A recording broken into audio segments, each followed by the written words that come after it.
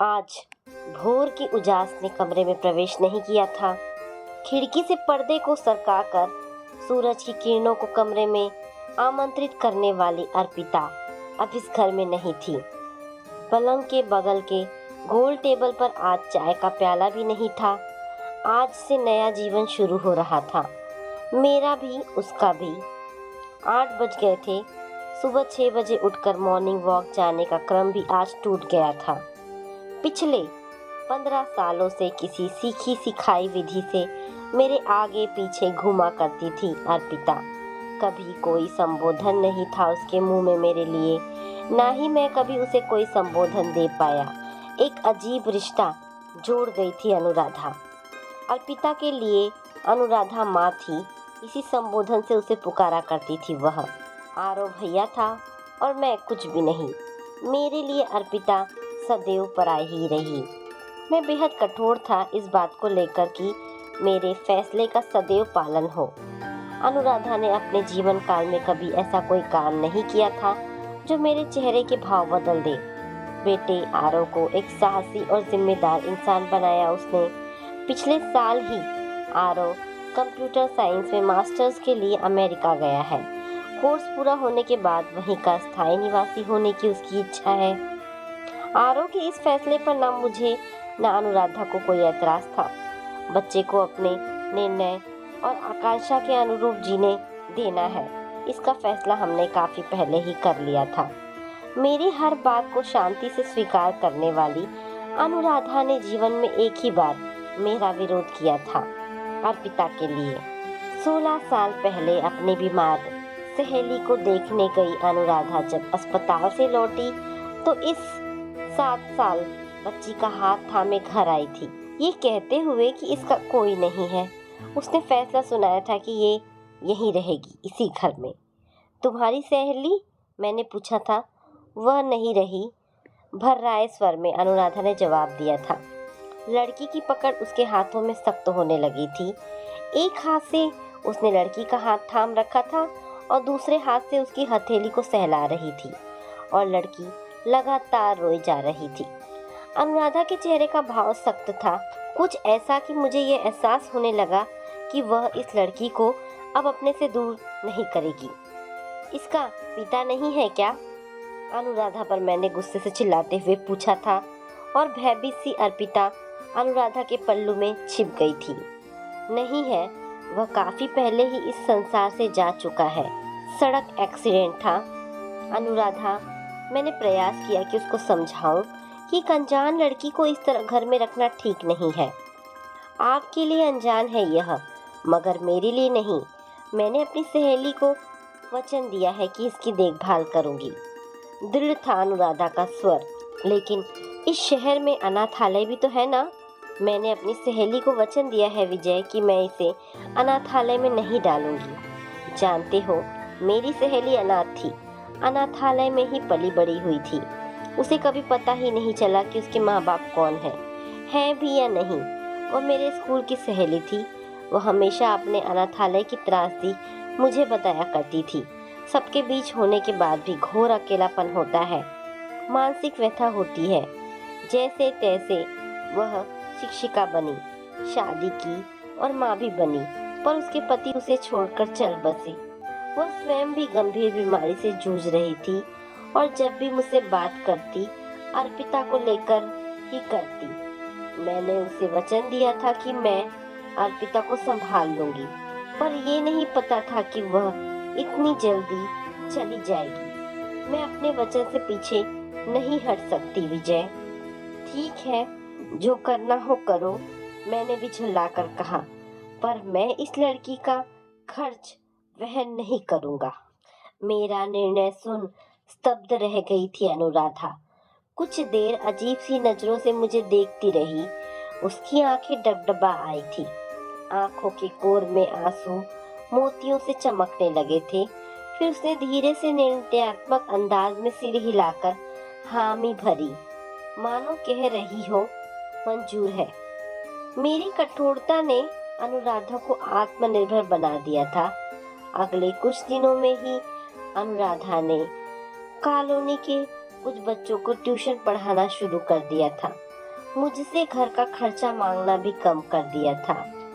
अनुराधा, यह ट्यूशन क्यों? मैंने एक दिन उसका हाथ पकड़ते हुए पूछा था। क्या मेरी पुलिस की नौकरी से घर नहीं चल रहा? आत्मनिर्भर बनना गलत तो नहीं है ना? उसके स्वर में व्यंग था। कई बार लगता कि अर्पिता अनुराधा के जीवन में मेरी जगह लेने लगी थी।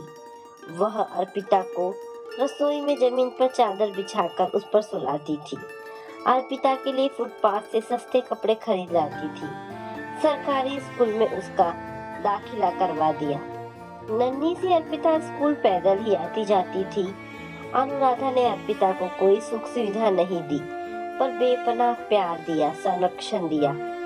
अर्पिता कृतार्थ थी अनुराधा के स्नेह पर, और शायद इसलिए उसके चेहरे पर सदैव मुस्कान रहती, आत्मसंतुष्टि का भाव रहता। आरव अपनी पढ़ाई, खेलकूद, किताबों में व्यस्त रहता। आरव को लगता था कि अर्पिता उसकी बहन समान है, तो उसे राखी बांधे, पर अनुराधा ने अर्पिता और आरव के बीच इस रिश्ते को स्थापित ही नहीं होने दिया। राखी का त्योहार आ रहा था, तो मैंने भी उत्सुकतावश पूछ लिया आरव से, अर्पिता राखी बांधेगी तुम्हें? नहीं पापा, मम्मा कहती है कि उसे किसी रिश्ते में मत बांधो।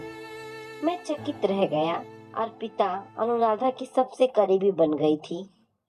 फिर आरव को राखी बांधने पर उसे ऐतराज क्यों? आरव भी अर्पिता को बहुत प्यार करता था।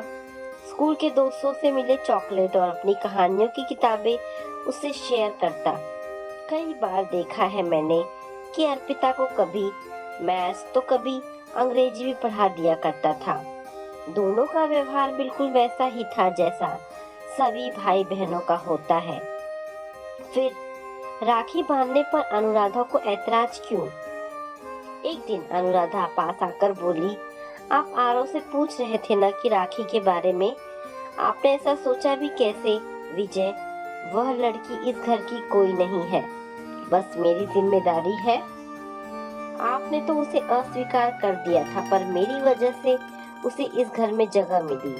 अभी वो छोटी है, पर धीरे धीरे उसे घर का सारा काम सिखा दूंगी, ताकि उस पर कभी यह आरोप ना लगे कि वो मुफ्त में रहती है। थोड़ी सी जगह ले रही है, खाना खा रही है, पढ़ रही है, तो काम करके इस घर का कर्ज भी चुकाएगी। और विजय, तुम्हें तो पता है कि मेरा घुटना अब बहुत परेशान करने लगा है। उसे सक्षम बनाऊंगी ताकि वह घर संभाले। अनुराधा की बात से मेरे गाल पर एक चाटा सा पड़ा था। रौबदार पुलिस वाला था, इसलिए अपने भाव को सफलतापूर्वक छिपा लिया।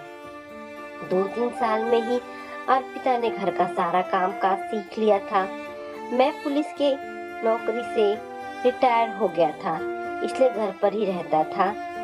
ऑनलाइन पुलिस की नौकरी के लिए बच्चों की काउंसलिंग और इस क्षेत्र में कैरियर पर ऑनलाइन मार्गदर्शन का काम मैंने शुरू कर दिया। समय अच्छा व्यतीत हो, इसके लिए कुछ काउंसलिंग संस्थाओं से भी जुड़ गया था। सारा काम ऑनलाइन था। अनुराधा के घुटनों का दर्द बढ़ने लगा था। अर्पिता प्रयास करती कि अनुराधा को पूरा आराम मिले। मैं जब भी कहीं बाहर से घर आता, अनुराधा की जगह अर्पिता पैर धोने के लिए पानी ले आती। मैं ज्यादातर बाहर से आते ही बरामदे में कुर्सी पर या अंदर सोफे पर कुछ देर बैठ जाता। अर्पिता झट पानी लाकर रख देती। कुछ ही मिनटों में चाय और बिस्कुट या टोस्ट भी लाकर रख देती। जैसे जैसे अर्पिता बड़ी हो रही थी, अनुराधा से उसका रिश्ता गहराने लगा था, और मेरे चाहने या न चाहने की परवाह किए बगैर वह मेरी केयर टेकर भी बन गई थी। आरव पढ़ाई के लिए अमेरिका चला गया था। अनुराधा के घुटनों में असहनीय दर्द रहने लगा था। उसकी चाल देखकर मैं समझने लगा था कि वह ठीक नहीं है, पर अनुराधा ने कभी अपनी पीड़ा मुझसे साझा नहीं की। अर्पिता थी तो घर संभल रहा था। रात दिन भागती रहती थी वह लड़की। मुझे जरा सा खांसी हुई कि बाम लाकर बगल में रख देती। भाप लेने के लिए गर्म पानी और टॉवल रख जाती। अनुराधा के घुटनों को रोज गर्म पानी से सेकती। गर्म तेल से धीरे धीरे घुटनों पर मालिश करती, और जब वह सो जाती तब अर्पिता भी रसोई की पनाह में चली जाती। 2 साल पहले अनुराधा चल बसी। घुटनों के दर्द के अलावा कोई बीमारी नहीं थी उसे। एक रात सोई तो सुबह उठी ही नहीं। डॉक्टर ने कहा कि नींद में ही हार्ट अटैक आया था। अब अर्पिता की जिम्मेदारियां बहुत बढ़ गई थी। पूरा घर उसका दायित्व था। हर समय काम में लगी रहती थी। रात कई बार रसोई में लाइट दिखती थी। मुझे लगता था कि कुछ पढ़ रही है, शायद कोई प्राइवेट परीक्षा देने वाली हो।